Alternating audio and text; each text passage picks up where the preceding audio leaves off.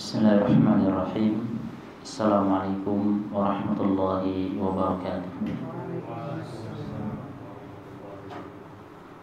Alhamdulillah. Alhamdulillahi rabbil alamin. Wassalatu wassalam ala ashrafil anbiya'i wal mursalin, nabiyyina Muhammadin wa ala alihi wa sahbihi ajma'in. Asyhadu an la ilaha illallah wahdahu la syarika lah, wa asyhadu anna Muhammadan abduhu wa rasuluhu la nabiyya wa la rasula ba'dah. Qala Allah ta'ala fil Qur'anil Karim, ya ayyuhalladzina amanu taqullaha haqqa tuqatih wa la tamutunna illa wa antum muslimun. Allahumma salli wa sallim wa barik ala nabiyyina Muhammadin wa ala alihi wa man tabi'ahum bi ihsanin ila yaumiddin, amma ba'd.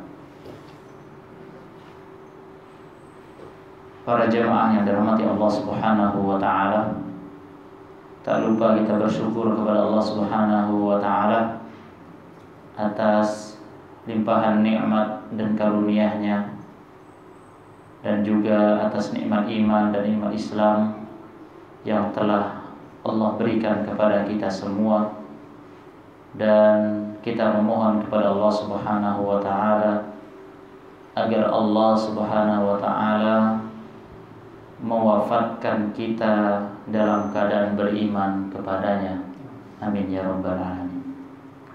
Salawat dan salam kita haturkan kepada junjungan kita, suri tauladan kita, Rasul kita yang mulia, Nabi kita Muhammad sallallahu alaihi wasallam, beserta para keluarga beliau, para istri-istri beliau, para ummahatul mukminin, para sahabat-sahabat beliau, dan segenap kaum muslimin hingga hari kiamat kelak. Masyiral muslimin, para jemaah yang dirahmati Allah Subhanahu wa taala, pada kesempatan yang berbahagia pada malam hari ini, izinkan kami menyampaikan hadis dari Nabi Muhammad sallallahu alaihi wasallam yang diriwayatkan dari sahabat yang mulia, salah satu sahabat yang dikenal dengan seorang yang paling banyak meriwayatkan hadis Nabi Muhammad sallallahu alaihi wasallam. Hadis ini dikeluarkan oleh Imam Muslim rahimahullahu ta'ala. Nabi kita Muhammad sallallahu alaihi wasallam bersabda, diriwayatkan dari Abu Hurairah radhiyallahu anhu, an Abi Hurairah radhiyallahu anhu qala Rasulullah sallallahu alaihi wasallam, al-mu'minul qawiyyu khairun wa ahabbu ila Allahi minal mu'minid dha'if wa fi kulli khair. Ihris ala ma yanfa'uka wasta'in billahi wa la ta'jaz, wa in asabaka syai'un fala taqul law anni fa'altu kadza wa kadza, law anni fa'altu kana kadza wa kadza, walakin qul qadarullahi wa ma syaa fa'al, fa inna law taftahu amal syaitan. Dari sahabat Abu Hurairah radhiyallahu anhu, beliau berkata, Rasulullah sallallahu alaihi wasallam bersabda, mukmin yang kuat lebih baik dan lebih dicintai dari mukmin yang lemah. Mukmin yang kuat lebih baik dan lebih dicintai Allah Azza wa Jalla daripada mukmin yang lemah, dan pada keduanya ada kebaikan. Kemudian beliau melanjutkan sabdanya, bersungguh-sungguhlah untuk mendapatkan apa yang bermanfaat bagimu, dan mintalah pertolongan kepada Allah dalam segala urusanmu, serta janganlah sekali-kali engkau merasa lemah apabila engkau tertimpa musibah. Janganlah engkau berkata, seandainya aku telah berbuat demikian, tentu tidak akan begini dan begitu.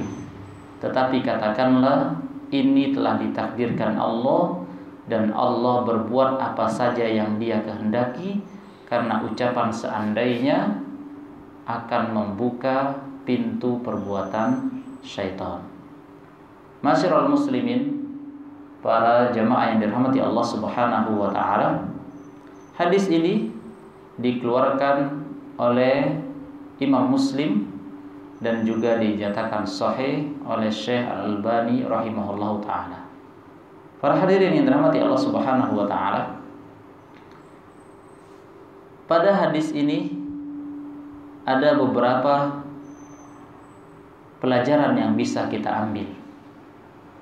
Dan hadis ini adalah termasuk dalam bagian di dalam yang disebutkan oleh para ulama Jawami'ul Kalim, yang mana Rasulullah sallallahu alaihi wasallam beliau Allah berikan karunia, Allah berikan berupa keutamaan terhadap diri beliau sallallahu alaihi wasallam adalah ketika beliau menyampaikan suatu pesan yang tentunya pesan tersebut singkat tetapi serat makna. Pesan tersebut singkat tapi maknanya luas. Maka pada hadis ini, hadisnya singkat tapi maknanya padat. Para hadirin yang dirahmati Allah Subhanahu wa taala, kita akan membahas dari kalimat demi kalimat pada hadis ini yang bisa kita ambil pelajaran. Yang pertama, di dalam hadis ini Rasulullah sallallahu alaihi wasallam bersabda, al-mu'minul qawiyyu khairun wa ahabbu ilallahi minal mu'mini ad-dha'if wa fi kulli khair. Baik. Pada hadis ini yang bisa kita ambil pelajaran yang pertama, bahwasannya Allah Subhanahu wa taala memiliki sifat yang mulia, atau Allah Subhanahu wa taala memiliki nama yang indah dan sifat yang mulia. Nama-nama yang indah dan sifat yang mulia yang ada pada diri Allah Subhanahu wa taala adalah salah satunya Allah Maha mencintai. Dan kecintaan Allah Subhanahu wa taala terhadap hamba-hambanya itu bermacam-macam. Tergantung tingkat keimanan seorang hamba, tergantung tingkat kedekatan seorang hamba kepada Allah Subhanahu wa taala, maka orang tersebut akan mendapatkan atau meraih cintanya Allah Subhanahu wa taala. Seseorang mungkin bisa dia mengklaim bahwasannya dia mencintai sesuatu atau dia mencintai Allah, tetapi yang menjadikan sesuatu yang dia cintai balik mencintai dia itu adalah sangat susah. Ulangi. Seseorang bisa menyatakan dia cinta, tetapi orang yang dia cintai itu belum tentu mencintai dia. Sama halnya seseorang ketika dia mengatakan aku mencintai Allah dan mencintai Rasulnya, maka kecintaan dia kepada Allah dan kepada Rasulnya akan menjadi sia-sia ketika tidak dibuktikan dengan benar-benar mentaati ajaran Allah dan mentaati ajaran Rasulullah sallallahu alaihi wasallam. Allah Subhanahu wa taala berfirman tentang balasan bagi orang-orang yang mentaati Allah dan Rasulnya. Maka orang tersebut akan meraih kecintaan dari Allah Subhanahu wa taala. Bahkan Allah akan ampuni dosa-dosanya. Di dalam surah Al-Imran Allah Subhanahu wa taala berfirman, a'udzubillahi minasyaitonirrajim, qul in kuntum tuhibbunallaha fattabi'uni yuhibbukumullahu wa yaghfir lakum. Katakanlah wahai Muhammad, jika kalian benar-benar mencintai Allah, maka ikutilah aku. Ikutilah ajaran Allah, ikutilah ajaran Rasulullah sallallahu alaihi wasallam. Maka yuhibbukumullahu wa yaghfir lakum. Dengan kalian mengklaim mencintai Allah dibuktikan dengan mentaati Allah dan Rasulnya, maka balasannya adalah kecintaan dari Allah, dan Allah akan mengampuni dosa-dosa kalian. Masyiral muslimin sidang Jumat yang dirahmati, masyiral muslimin, para jamaah yang dirahmati Allah Subhanahu wa taala, maka sudah selayaknya kita mengedepankan kecintaan kita kepada Allah dan kecintaan kita kepada Rasulullah sallallahu alaihi wasallam, dan dengannya kita akan meraih kecintaan dari Allah Subhanahu wa taala. Para hadirin yang dirahmati Allah Subhanahu wa taala, pada makna hadis ini juga bisa kita ambil bahwasannya di dalam hadis ini al-mu'minul qawi. Disebutkan ada seorang mukmin yang kuat, ada seorang mukmin yang lemah. Di sini menunjukkan bahwasannya keimanan seorang beriman itu ada yang tingkatannya tinggi, ada yang tingkatannya rendah. Ya, artinya seseorang akan ada pada masa keimanannya naik dan akan ada masanya keimanannya turun. Ya.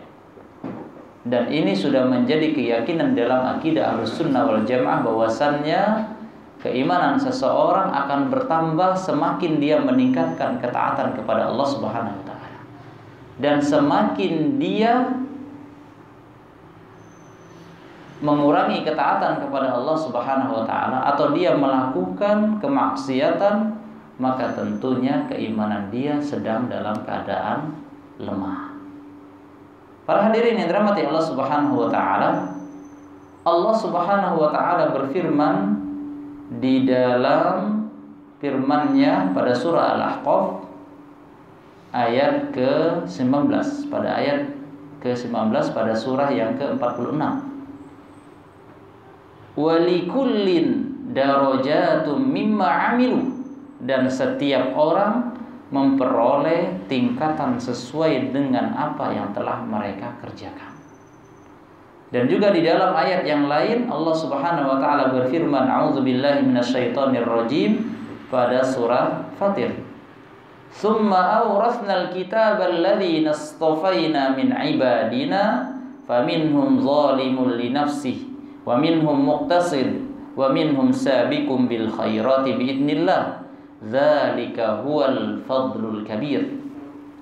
Yang artinya kemudian kitab itu kami wariskan kepada orang-orang yang telah kami pilih di antara hamba-hamba kami. Lalu di antara mereka ada orang yang menzolimi diri mereka sendiri, ada yang pertengahan, dan ada pula yang lebih dahulu. Artinya orang yang bersungguh-sungguh selalu terdepan di dalam melakukan kebaikan dengan izin Allah. Yang demikian itulah adalah karunia yang besar. Para hadirin yang dirahmati Allah Subhanahu wa taala, dalam ayat ini Allah Subhanahu wa taala membagi 3 tahapan. Yang pertama, tahapan yang paling mulia adalah orang yang sabiqun bil khairat, golongan yang senantiasa bergegas melakukan ketaatan, melakukan kebaikan. Mereka ini melakukan yang wajib dan bahkan mereka melakukan yang sunnah, meninggalkan yang haram, meninggalkan yang makruh, menyempurnakan amalan-amalan mereka apa yang dianjurkan oleh Allah dan oleh Rasulnya.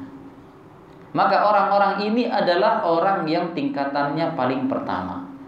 Kemudian Allah Subhanahu wa taala menyebutkan faminhum muqtasid, golongan yang pertengahan, yaitu mereka merasa cukup dengan mengerjakan yang wajib dan meninggalkan perkara-perkara yang haram. Kemudian yang terakhir, faminhum zalimul li nafsihi, golongan yang menzalimi diri mereka sendiri, yaitu yang mereka mencampur adukan perbuatan yang baik dengan perbuatan lain yang keji. Para hadirin yang dirahmati Allah Subhanahu wa taala, kemudian pelajaran yang bisa kita ambil dari hadis ini adalah perkataan Nabi Muhammad SAW pada kalimat setelahnya. Rasulullah SAW bersabda, ihris ala ma yanfa'uka wasta'in billahi wala ta'jaz. Bersungguh-sungguhlah untuk meraih apa yang bermanfaat bagimu dan mintalah pertolongan kepada Allah Subhanahu wa taala. Sabda Nabi Muhammad SAW tentang hal ini memiliki makna yang luas. Artinya seseorang diperintahkan oleh Rasulullah SAW agar senantiasa bersungguh-sungguh kepada hal-hal yang mendatangkan manfaat baginya, baik berupa kehidupan akhiratnya maupun berupa kehidupan dunianya. Kemudian beliau memerintahkan kepada orang tersebut untuk senantiasa meminta pertolongan kepada Allah Subhanahu wa taala. Dan yang terakhir, wala ta'jaz. Janganlah merasa lemah. Ada 3 wasiat yang disebutkan oleh Rasulullah SAW pada kalimat ini atau pada kutipan hadis ini. Yang pertama adalah kita senantiasa untuk bersungguh-sungguh kepada hal-hal yang mendatangkan manfaat bagi kita. Kalau kita kembalikan kepada hal-hal agama, maka hal yang mendatangkan manfaat itu adalah ilmu yang bermanfaat dan amal saleh. Mengapa demikian? Karena Rasulullah sallallahu alaihi wasallam beliau senantiasa mengucapkan doa di waktu pagi hari, yang mana doa itu selalu beliau amalkan, dan juga kita sudah semestinya selalu membaca doa tersebut setelah sholat subuh. Setelah kita berzikir astagfirullah, kita juga setelah selesai membaca zikir-zikir yang lain yang disunnahkan, kita membaca doa ini, yaitu Allahumma inni as'aluka ilman nafi'an wa rizqan thayyiban wa amalan mutaqabbala. Ya Allah, hanya kepada Engkaulah aku memohon ilmu yang bermanfaat, rizki yang baik, dan amalan yang diterima. Maka kalau kita mengacu kepada doa ini, ketika kita bersungguh-sungguh mengejar apa yang benar-benar mendatangkan manfaat bagi kita, maka sudah semestinya kita mengedepankan atau kita mengkhususkan waktu kita untuk senantiasa mempelajari ilmu agama, mempelajari ilmu yang bermanfaat. Para hadirin yang dirahmati Allah Subhanahu wa taala, lantas sepenting itukah kita mendapatkan ilmu yang bermanfaat? Tentu sangat penting kita mendapatkan ilmu yang bermanfaat. Karena ketika seseorang mendapatkan ilmu yang bermanfaat, ilmu tersebut akan menghasilkan atau akan membuahkan amal saleh. Al-Imam Asy-Syafi'i rahimahullahu ta'ala beliau mengatakan, al-ilmu laisa ma hafidha wa innamal ilmu ma nafa'a. Ilmu itu bukan dilihat dengan banyaknya apa yang dia hafal, bukan dengan seringnya dia selalu hadir di majelis ta'lim, banyaknya dia mengikuti kajian, tetapi yang benar-benar adalah ilmu yang mendatangkan manfaat bagi seseorang. Dan salah satu ciri dari ilmu tersebut bermanfaat pada diri seseorang, ilmu yang membuahkan amal, ilmu yang menjadikan seseorang mendekatkan diri kepada Allah Subhanahu wa ta'ala, ilmu yang menjadikan seseorang bisa mengenal mana yang halal, mana yang haram, ilmu yang bisa dia ajarkan kepada keluarganya, dan kepada kerabat-kerabatnya maupun orang-orang yang berada di sekitarnya. Para hadirin yang dirahmati Allah Subhanahu wa taala. Maka ketika seseorang memiliki ilmu yang bermanfaat, maka tentunya akan menghasilkan amal soleh. Dan tentunya seseorang harus bersungguh-sungguh terhadap dua hal ini. Bersungguh-sungguh di dalam mencari ilmu yang bermanfaat dan juga bersungguh-sungguh di dalam beramal soleh. Kemudian kalau kita kaitkan dengan perkara dunia, maka seseorang sudah semestinya dia juga bersungguh-sungguh di dalam mencari rizki dan karunia Allah Subhanahu wa ta'ala yang halal. Allah Subhanahu wa ta'ala berfirman, wala tansawul fadla bainakum, dan kita tidak dilarang untuk melupakan bahwasannya ada karunia Allah, ada rizki Allah yang harus kita jemput, yang harus kita cari. Di dalam surah Al-Mulk Allah Subhanahu wa taala juga berfirman, huwallazi ja'ala lakumul arda zalulan famshu fi manakibiha wa kulu mir rizqi. Allah Subhanahu wa taala yang telah menjadikan bumi ini tunduk. Kemudian kata Allah Subhanahu wa taala, maka berjalanlah kalian di seluruh pelosok-pelosoknya, di seluruh penjuru-penjurunya. Artinya cari rizki Allah yang halal. Wa kulu mir rizqi, dan makanlah dari rizkinya. Cari rizki Allah dengan berbagai macam profesi yang benar-benar halal, yang benar-benar rizki yang baik dan halal yang bisa kita bawa pulang ke rumah untuk keluarga kita. Para hadirin yang dirahmati Allah Subhanahu wa taala, kemudian wasiat yang kedua, setelah seseorang bersungguh-sungguh di dalam mencari hal-hal yang bermanfaat bagi dirinya, maka tentunya usaha dia, kesungguhan dia, dan bermujahadahnya dia di dalam beramal soleh tentunya butuh yang namanya pertolongan Allah Subhanahu wa ta'ala, agar usaha dia bisa laris, agar dia bisa diberikan keistiqomahan di dalam beragama, agar dia bisa diberikan keistiqomahan untuk senantiasa menuntut ilmu agama, maka dibutuhkan doa dan pertolongan dari Allah Subhanahu wa taala. Rasulullah SAW mengajarkan kepada kita tentang doa.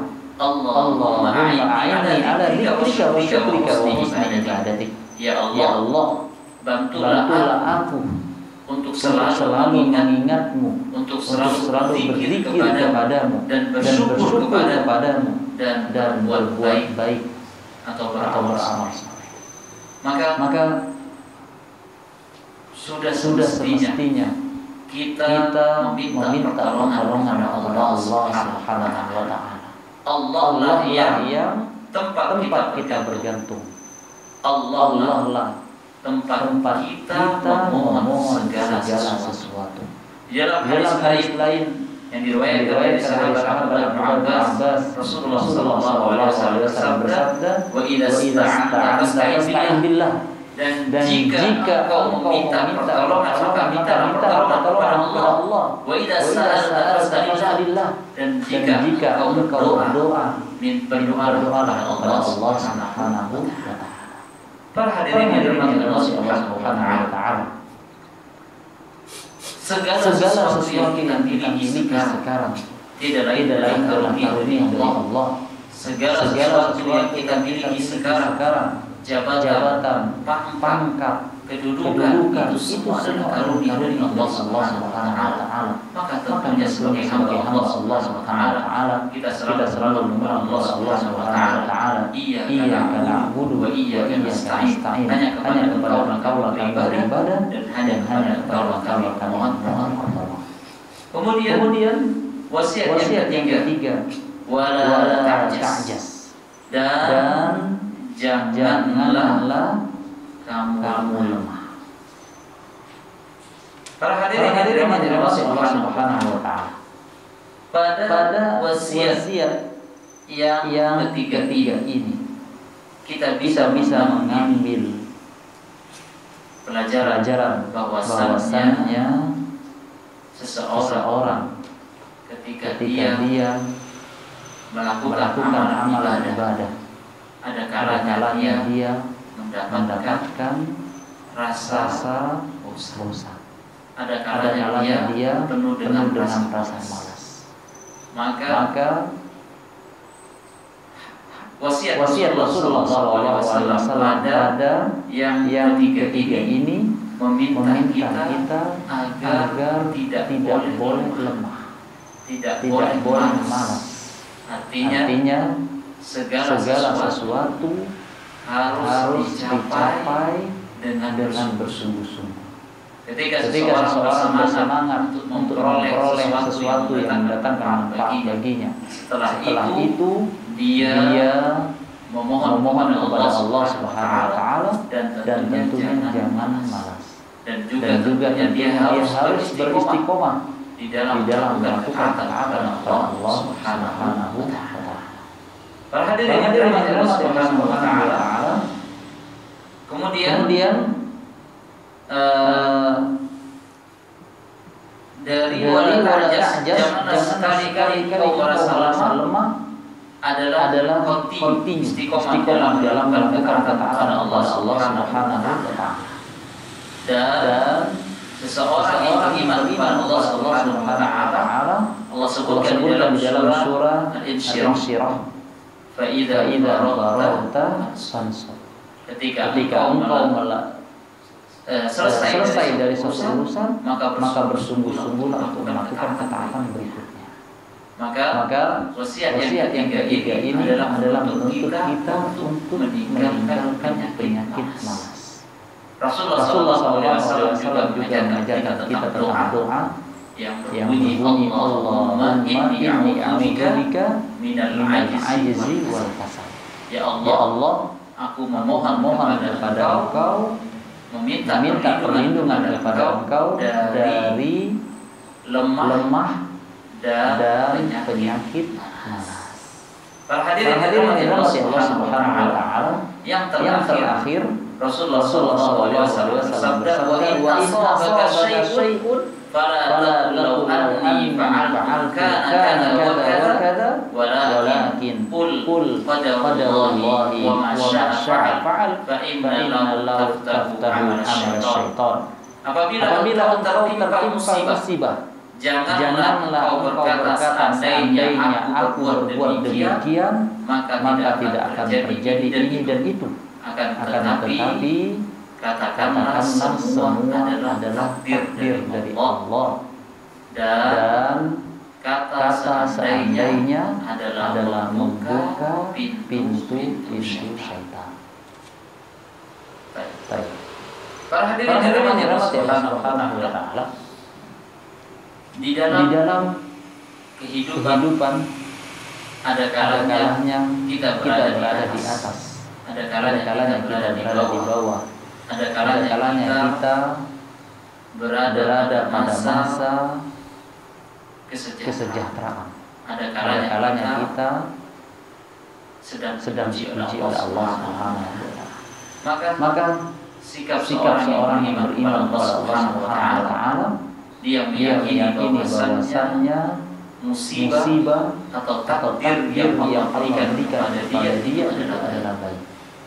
Allah Subhanahu wa taala berfirman, "A'udzubillahi minasyaitonir rajim, wa ma asabakum min musibatin fil ardi wala fi anfusikum illa fi kitabin min qabli an nabra'aha inna dzalika 'alallahi yasir."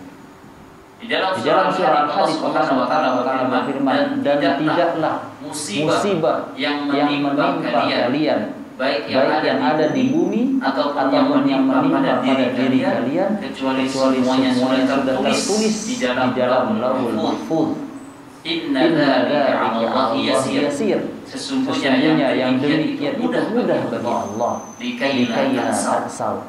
Dan tentunya agar kalian tidak berputus asa.